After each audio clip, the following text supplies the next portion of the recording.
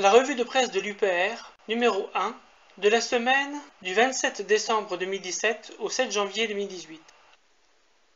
À la une cette semaine, les faux aliments ont colonisé jusqu'à 50% de nos supermarchés, révèle le docteur Anthony Fardet, ingénieur agronome et spécialiste de la science des aliments et de la nutrition. Il met en garde contre les aliments ultra-transformés et leurs conséquences pour la santé, notamment l'obésité et le diabète. En cause, l'hyper-industrialisation de l'alimentation. L'UPR, soucieuse de la santé des Français, propose dans son programme le développement du bio et des circuits courts, afin de renouer avec des produits bruts, de qualité, correspondant à l'histoire des terroirs français. Cela nécessite aussi de mettre un coup d'arrêt au développement à outrance des hypermarchés au détriment des commerces locaux, et de sortir de l'Union européenne, qui impose un modèle archi-productiviste en raison des articles 38 et 39 du traité sur le fonctionnement de l'Union européenne, TFUE. Source, l'Obs, 30 décembre. France. Macron annonce une loi pour renforcer le contrôle d'Internet en période électorale. Au nom de la démocratie, Macron veut limiter la liberté d'expression en ligne en proposant tout simplement de fermer les comptes utilisateurs et les liens Internet en cas de diffusion de fausses informations. Source LCI, 3 janvier. Le CSA se lance dans les statistiques ethniques. La tradition républicaine en France veut que les statistiques ethniques soient interdites. Le modèle français est celui de l'égalité de tous les Français. Veut-on vraiment le remplacer par le modèle américain, le communautarisme? Source Télé 7 jours, 4 janvier. Démission fracassante à la Cour des comptes de campagne. Un rapporteur de la CNCCFP dénonce l'opacité des contrôles des comptes de campagne, ainsi que le deux poids deux mesures.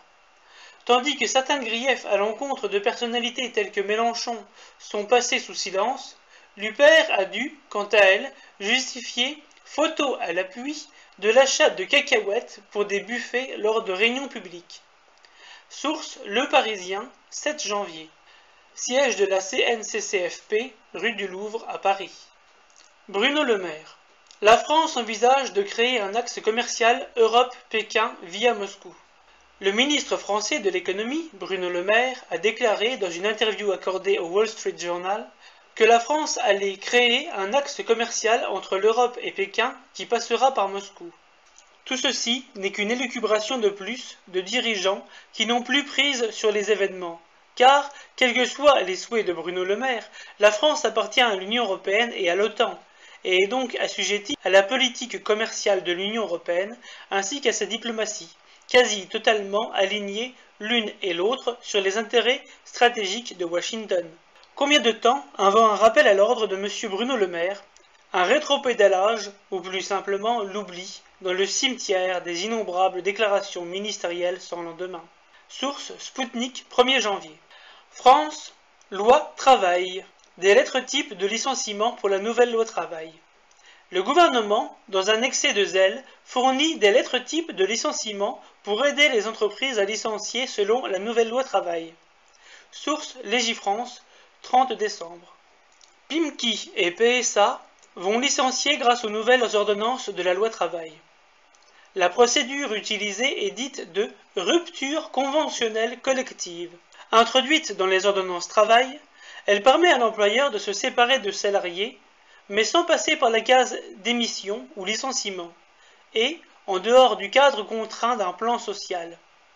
Mais pour qu'elle soit possible, elle doit faire l'objet d'un accord majoritaire avec les syndicats. Les ordonnances travail sont la traduction en droit français des GOPE émises par la Commission européenne. Source Le Parisien, 28 décembre. France, privatisation. Privatisation de la SNCF. La SNCF est malade des directives et des traités européens, lesquels imposent la mise en concurrence des services publics par l'article 106 du traité du fonctionnement de l'Union européenne, TFUE, mais de cette application, le magazine Capital ne veut pas parler. Il chante à nouveau les louanges du privé en passant sous silence l'exemple britannique où la question de la renationalisation du rail se pose. Source Capital, 4 janvier. À partir du 1er janvier, les agents de sécurité privés pourront être armés. La liste des armes autorisées comporte les matraques et générateurs d'aérosols, mais aussi les armes à feu.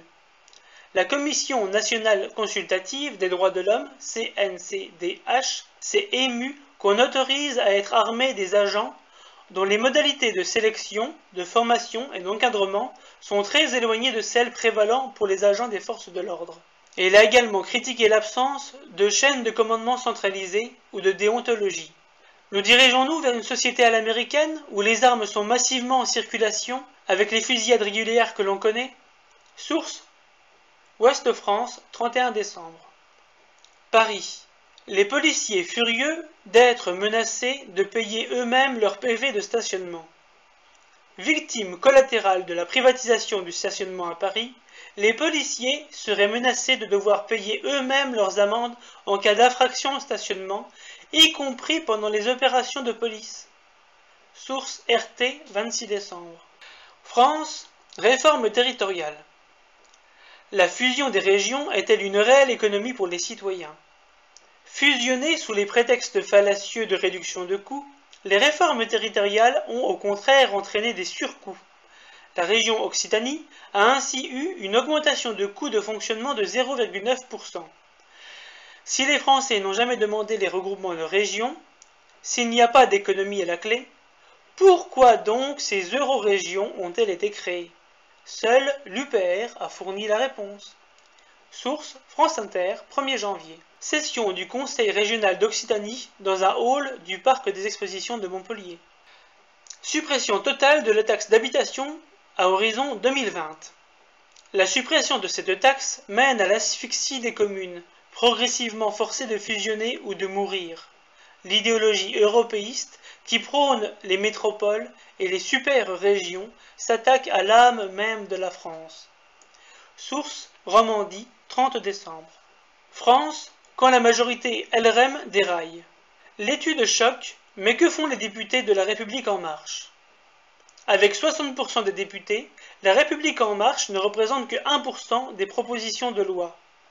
Sur tous les indicateurs d'activité, les députés LREM brillent par leur absence. La République En Marche ne souhaite pas que les députés pensent ou émettent des idées, ou alors de manière extrêmement contrôlée.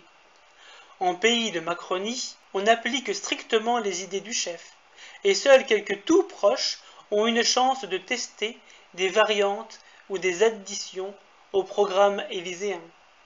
Source: Contrepoint, 4 janvier. C'est confirmé, Brigitte Macron, non élue, se prend pour la reine de France. Brigitte Macron souhaite figurer au même rang protocolaire que son mari au prétexte de l'égalité homme-femme. Elle n'a pourtant aucune légitimité démocratique, n'ayant jamais été élue par les Français. Source: Gala, 2 janvier. L'indécence de Castaner au sujet des sans-abri scandalise les associations. Castaner explique que le gouvernement a tenu ses engagements de ne plus avoir de sans-abri dans la rue à la fin de l'année. Réponse cinglante de la Fondation Abbé Pierre: ce n'est pas parce que certains SDF refusent qu'on les jette dans des hangars inqualifiables d'absence d'hygiène et de violence permanente qu'il faut expliquer, par ces cas marginaux, l'absence de prise en compte d'une urgence considérable. Source: l'Obs, 31 décembre. Europe. Quoique au sommet de l'Union européenne, la Bulgarie met son veto sur une loi anticorruption d'origine européenne. La Bulgarie, qui vient de prendre la présidence de l'Union européenne pour 6 mois, a mis son veto sur une loi anticorruption poussée par l'Union européenne et jugée inefficace. Cela démontre l'échec de la Commission dans sa prétendue lutte contre la corruption en Bulgarie, menée depuis 2007 avec de très maigres résultats. Et pour cause, c'est un secret de polichinelle que de savoir que les plus hautes autorités politiques bulgares ont partie liée avec les mafias locales. Cela illustre aussi l'impossibilité de réformer l'Union européenne, quand des vétos apparaissent, même sur des questions où une position commune semble pourtant aussi évidente à atteindre. Source: Les Échos, 2 janvier. Roumen Radev, président de la Bulgarie, et Donald Tusk, président du Conseil européen. Google a transféré près de 16 milliards de dollars des Pays-Bas aux Bermudes en un an. Alphabet, la maison mère de Google, a transféré en 2016 15,9 milliards d'euros des Pays-Bas vers une société écran aux Bermudes, évitant à l'entreprise des milliards de dollars d'impôts. selon des documents officiels cités par l'agence Bloomberg. L'article 63 du traité du fonctionnement de l'Union européenne, TFUE, qui interdit le contrôle des flux de capitaux, favorise donc la spoliation des États et des populations européennes. Source BFM Business, 3 janvier. Espagne. La Tabarnia défie le nationalisme en Catalogne. Pays imaginaire revendiqué par des habitants de Catalogne hostiles à l'indépendance, la Tabarnia tourne en dérision les arguments nationalistes et leur posture victimaire. Une pétition proposant qu'une partie de la Catalogne, restée fidèle à la couronne, fasse elle-même sécession, a recueilli plus de 170 000 signatures. Source TV5 Monde, 28 décembre. Discours haineux. Les réseaux sociaux risquent 50 millions d'euros d'amende en Allemagne. À compter de ce 1er janvier 2018, la loi allemande contre les discours haineux en ligne entre en vigueur. Les réseaux sociaux de plus de 2 millions d'utilisateurs, comme Facebook et Twitter, s'exposent désormais à une amende pouvant atteindre les 50 millions d'euros s'ils ne suppriment pas ces contenus sous 24 heures. Reporters sans frontières s'inquiète du risque de censure préventive qu'appliqueraient ces entreprises. Source Numérama, 3 janvier. Assemblée nationale et Bundestag voteront le même texte le 22 janvier. Les médias mainstream ressortent le mythe du couple franco-allemand, à partir du moment où ce nouveau traité s'inscrit dans une allégeance à l'oligarchie euro-atlantiste et à l'OTAN. Le terme de « traité de l'Élysée » est totalement dévoyé. Rien à voir avec la vision de Charles de Gaulle sur le sujet. La création d'Eurodistrict est quant à elle une nouvelle attaque portée contre la France en tant que république une et indivisible. Source Ouest France, 3 janvier. Green Brexit, une nouvelle politique agricole au Royaume-Uni.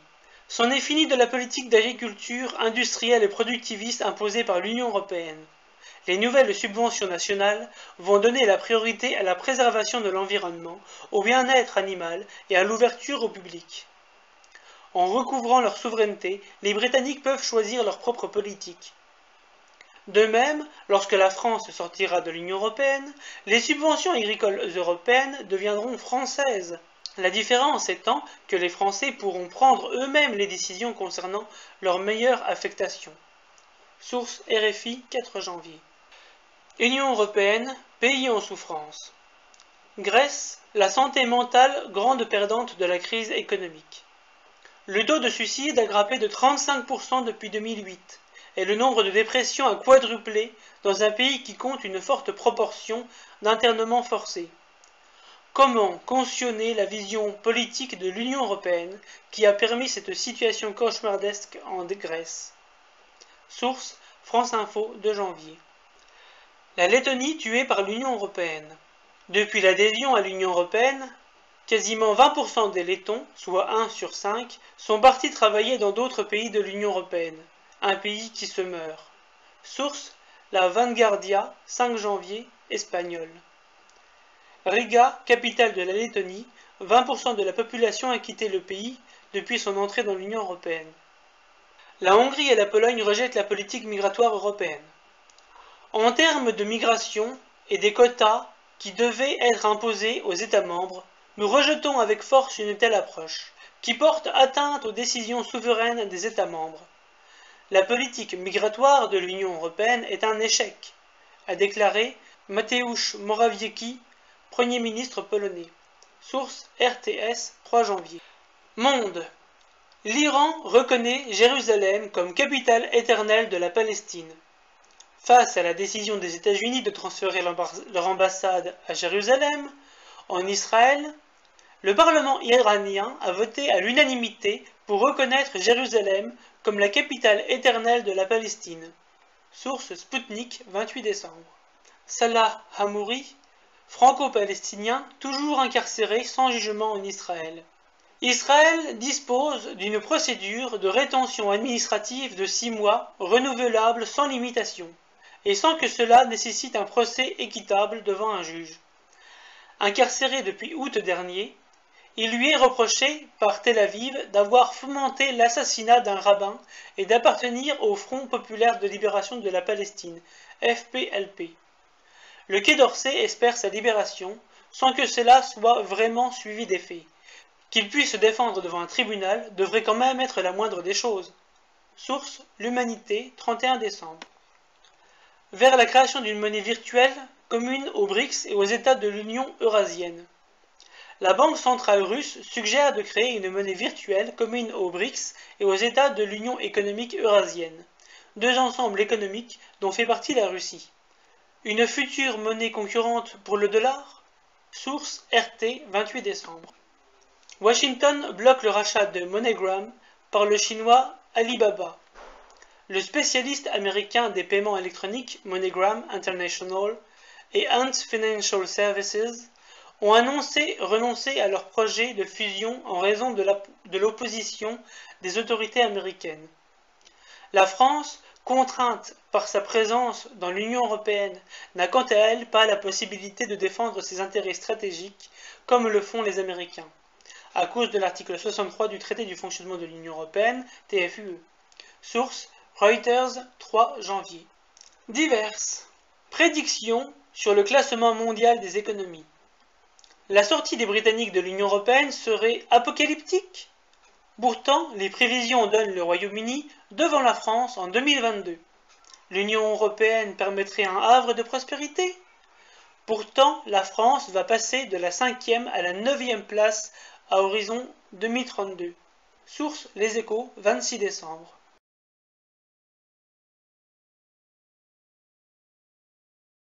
Des failles dans des microprocesseurs exposent la plupart des appareils informatiques à des attaques.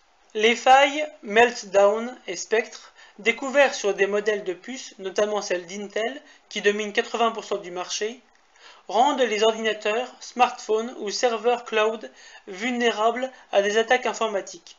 La correction de ces défauts pourrait prendre des mois, voire des années. Source: Le Monde, 5 janvier.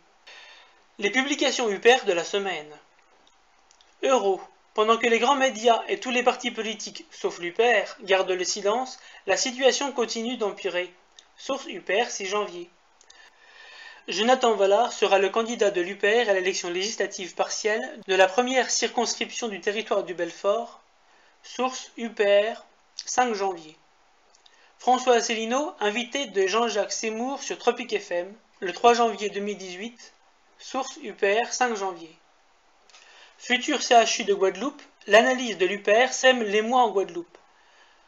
En réaction à notre récent article sur la construction du futur CHU de Guadeloupe, une certaine gêne monte incontestablement au sein de la classe politique locale, dont beaucoup ont dû tomber de leur chaise. Source: UPR, 3 janvier. L'UPR demande au gouvernement d'entamer des poursuites contre les auteurs des actes inconstitutionnels commis à l'Assemblée territoriale de Corse. L'Union populaire républicaine dénonce de façon solennelle les actes séditieux et inconstitutionnels commis le 2 janvier 2018 lors de la session inaugurale de l'Assemblée territoriale de Corse. Source: UPR, 3 janvier. Vœux du président de l'Union populaire républicaine, François Asselineau, pour l'année 2018. Source: UPR, 31 décembre. Résultat du vote pour l'élection du Bureau national de l'Union populaire républicaine, François Asselineau est réélu président de l'Union populaire républicaine avec 98,4% des voix. Source: UPR, 31 décembre. L'Outre-mer également victime de l'Union européenne, le cas du chantier du nouveau CHU de la Guadeloupe, des rêves aux réalités. Source: UPR, 30 décembre. Je n'habite pas sous un Tipeee, mais vous pouvez mettre un pouce bleu ou vous abonner. Salut!